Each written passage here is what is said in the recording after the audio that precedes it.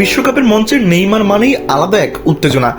ব্রাজিলের আক্রমণ ভাগের সবচেয়ে বড় তারকাদের একজন, যার পায়ের জাদুতে বদলে যেতে পারে ম্যাচের চিত্র।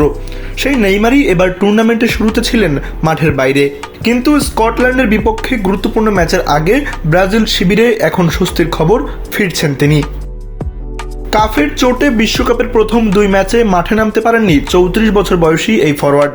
মরক্কো ও হাইতির বিপক্ষে ব্রাজিলকে খেলতে হয়েছে নেইমারবিহীন আক্রমণ নিয়ে। তবে সময়ের সঙ্গে পরিস্থিতি বদলেছে। পূর্ণমাত্রার অনুশীলনে ফিরে নিজের ফিটনেসের প্রমাণ দিতে শুরু করেছেন তিনি।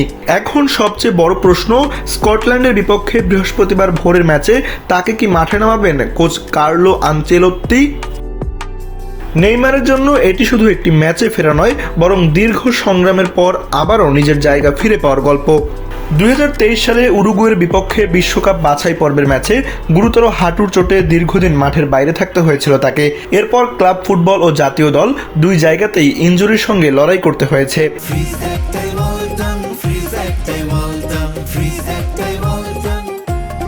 প্রায় 650 দিনের বেশি সময় পর ব্রাজিল দলে ফিরে আসাটাই ছিল বড় অর্জন। নেইমারের ফেরার সবচেয়ে ইতিবাচক দিক তার অনুশীলনের পারফরম্যান্স। ব্রাজিলিয়ান উইঙ্গার গ্রাভিয়েল মার্টিনেলির মতে, অনুশীলনে নেইমারকে দেখে বোঝা যাচ্ছে তিনি মাঠে ফেরার জন্য কতটা প্রস্তুত ও উদ্গ্রীব।